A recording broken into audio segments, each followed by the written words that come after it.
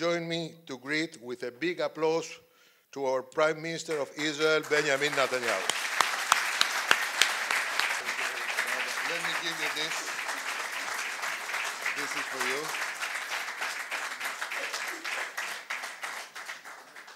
Thank you. Time flies when you enjoy yourself. Thank you very much, Dr. Wertheimer. Your very kind words. It is a pleasure to be back in Argentina. In the first time ever that an Israeli prime minister comes to Argentina as prime minister, or comes to any country south of the United States, which is actually astounding when you think of it. So obviously it's a new age in our relations with the world, our relations with Latin America, and not by accident. I chose to begin it here at the kind invitation of my friend Mauricio Macri. He is transforming Argentina, and I think we're transforming together the friendship between our countries. It has solid foundations because we're both democracies, because we have a vibrant Jewish community, and also because we have a keen interest in seizing the future.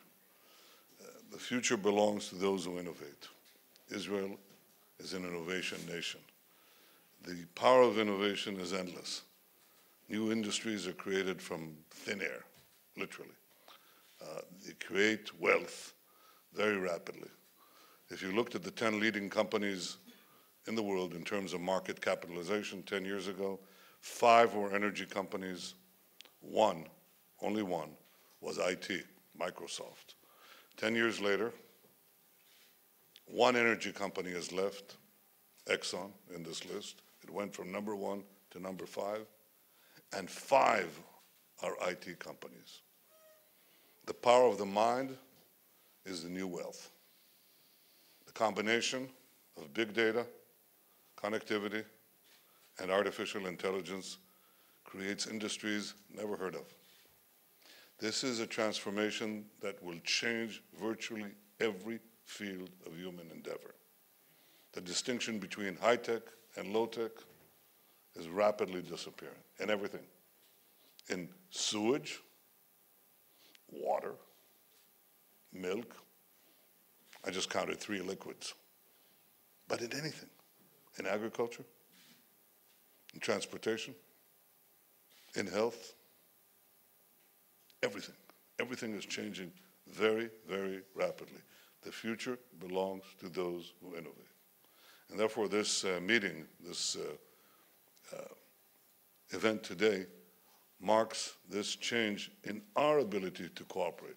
So I want to make it clear that we welcome all Argentinian companies to come to Israel with the deputy president, and subsequently later on in the second half of the year with the president, and all Israeli companies to come to Argentina and share the ability to produce value. I think this is evident for anyone dealing in business. It's not evident for anyone dealing with governments. Governments typically do not think that wealth is created by the private sector. They think that wealth is created by governments. But it's not. It's just spent by governments. To create value, you need entrepreneurs. And to create entrepreneurs, you need freedom. Freedom.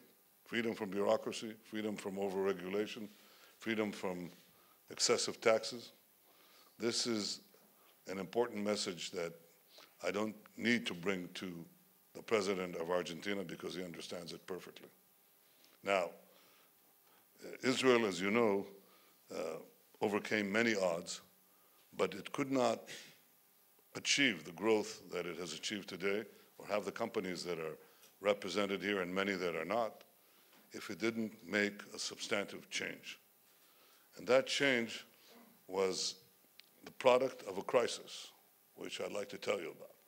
We had a severe economic crisis in the year 2002, 2003. And at that time, I had the great misfortune of being appointed finance minister. Not a good job to have. in any time, but especially in a time of crisis. And I came into the Israeli government when our economy was shrinking. We had tremendous unemployment, about 11 or 12%. That was very high for us. We had a major bank on the verge of collapse. We had many businesses closing down, and there were basically two explanations that were common at the time in Israel about why we were in this crisis. One was, both were self-evident. The first was that the NASDAQ bubble from which Israel was enjoying itself had burst, collapsed. The second is that we had terror. And surely these two factors contributed to our economic crisis. But I didn't think that they were really that important. They were important, but on a secondary level. I thought something else was the problem. And I had about 3 weeks as finance minister to present a plan to the Israeli public. And I'm telling you this because over lunch I told this to Mauricio Macri. And I'll share with you what I told him, what I told the Israeli public then. I said that to explain the problem that we had, I described my first day in basic training in the Israeli paratroopers, Samchanim. And the commander put us all on a big parade ground, and he put us in a straight line. And he said, he pointed to the first man in the line, that was me. He said, you, Netanyahu, take the guy, look to the guy on your right, put him on your shoulder. And then he said to the man further right, put the guy next to you on your shoulder, and so on. And then he said, we're going to have a special race. He blew the whistle. It was called the elephant race. And I had somebody about my size, was pretty heavy, and I could take a few steps. The guy next to me was the smallest man in the company, and had the biggest guy in the company on his shoulders. He collapsed on the spot. And the third guy was a big guy, had a little guy on his shoulders, and he took off like a rocket and won the race. I said in the international economy, all national economies are pairs of a public sector sitting on the shoulders of a private sector. And in our case,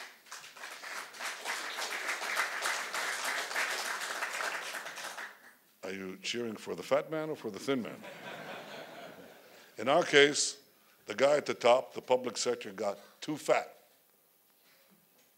And we were about to collapse like the guy next to me. So we had to do 3 things. First, we had to put the fat man, the public sector, on a diet. Very difficult to do politically, okay? The second thing is we had to strengthen the guy at the bottom. We had to give him a lot of oxygen in his lungs so he could carry the load. How do you give oxygen? What is it that you need? The first thing that you need, lower taxes. Lower taxes. It's the first thing that you need, okay? Now we have, assuming we did that, which is very hard to do, you put the fat man on a diet, and you lower taxes. You cut spending, and you lower taxes, and everything is ready. Now you have this athlete. He has a relatively smaller public sector on his shoulders, and he can run and win the race, right? Wrong. Because he starts to run and he hits a ditch. He crosses the ditch and he hits a wall. He climbs the wall and he hits a fence. These are called barriers to competition, barriers to the race. So you have to remove them. So you have to do 3 things. Control public spending or reduce them, lower taxes, and reduce barriers to competition. This is in fact what we did. And we moved from roughly 1% negative growth to about 5% within a year. 1 year. And we stayed on that course basically for the rest of the time, with the exception of 2008, between 4% and 5% growth. This is easy to say, very, very hard to do. There are oligopolies, there are monopolies, there are vested interests, there is bureaucracy. There's every reason in the world not to do this unless you have this conviction inside. I see that conviction in President Macri. This is why I think Argentina has a great future, and it could grow very rapidly and achieve things that were unimaginable. We in Israel are doing this. I want you to know what we're doing. Technology by itself does not do it. You can have enormously gifted people in technology. You can have the greatest scientists, and you can have the greatest mathematicians, and you can have the greatest physicists. I'll tell you one country that had them. It's called the Soviet Union. Didn't do much, did it? But if you took one of these physicists and you brought him to Palo Alto, then within 3 weeks he's producing tremendous value. Remember that the basic addition of value in an economy is given by the private sector. Unless you couple free markets, or I should say freer markets, with technology, technology alone does not work. This is the fundamental change that we made in Israel. We couple technological capabilities with freer markets. This is what I think can be done here as well. In Israel, this means that we create new industries from scratch. Once you have that environment, I'll give you an example. Israel produces more milk per cow than any other cow in the world. You think it would be a French cow, Dutch cow, an American cow? No, it's an Israeli cow because it's a computerized cow. Every moo is computerized. We recycle 87% of our wastewater. The next country to recycle, second country in the world, is Spain with 17%. We have 20% of the world's global investment in private cybersecurity, 20%. Since we're 1/10 of 1% of the world population, this means we're punching 200 times above our weight. It's as if Israel were a country of 1.6 billion people. It's not. We have a car industry today. We never had one, but we have now a car industry. You use Waze? Yeah? Okay. Waze is an Israeli company. It was sold to Google for a mere $1 billion. Very stupid deal. It's worth a lot more. But now we have a company in Jerusalem that was sold to Intel for $15 billion for autonomous vehicles. And we have 500 tech startup companies that receive each year $3.5 billion regular investment for automotive technology because transportation is changing. Transportation is changing. 85% of the value of the car within 10 years will be in software. Not in the body, not in the chassis, not in the wheels, not in the engine, but in the software. Cars are moving platforms for software. And so we're moving into that. And I can tell you on this, as opposed to cyber, we had nothing to do with it. We didn't do anything. It happened by itself. By itself. If you create the right business environment. And the same thing is happening in anything. When you have drones looking at fields, and you have agriculture that is suited to the plant. Not the field, the plant. You can actually water and fertilize up to the level of individual plants and reduce your spend, your cost to produce crops and enormously increase productivity. And so on, and so on, and so on. You can make your agriculture more productive, your air cleaner, your water more efficient and cleaner. Everything, your health. We're now engaging in a digital health project in Israel. We have 98% of the population in a computerized record that every person has with a little card, and you know what their medical record is for the last 20 years. This is an enormous, enormous big data possibility. We're now going to take 100,000 of these people, and we're going to give them a genetic test, a swab. And then we're going to take 2,000 of these people, and we're going to put sensors on them to monitor their physical activity. So we now have a database of the entire population, going down medical records, going down to genetic composition, going down to physical performance. I don't know what this will yield, but I think, practically speaking, that this can produce both preventive medicine and personalized medicine, and many, many, many companies that will develop from this. Every field is becoming technologized. The confluence of big data, connectivity, and artificial intelligence is creating vast wealth and vast opportunities to improve life for people in Israel, for people in Argentina, for people in the Arab world, for people in Africa, for people in Latin America, for people anywhere. I think that we should have a partnership in seizing the future. This is what I came to Argentina for, and this is what I leave Argentina with. President Macri and I decided to join hands and deliver to our peoples the future they deserve. But in the end, we're just politicians.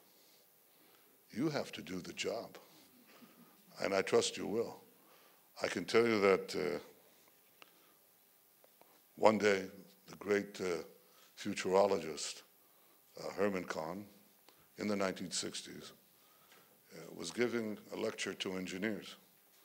And the lecture was, he showed the power of computation, and he said the cost of a unit of computation would go down like this, geometrically. You know all this, Moore's law and so on. Well, Herman Kahn described it, okay. And he said, first, now it's here, and in 10 years it will be here, and in 20 years it will be here. And one of the engineers got up, and he was very angry. He said, that's easy for you. You just say it. We have to do it. Well, I'm saying it. You have to do it. Good luck. Thank you very much. Thank you.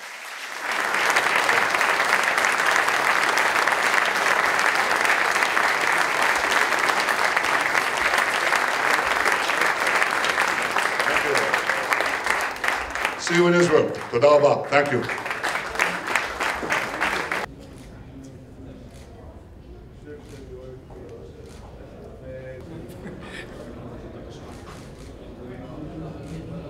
תודה רבה לכם.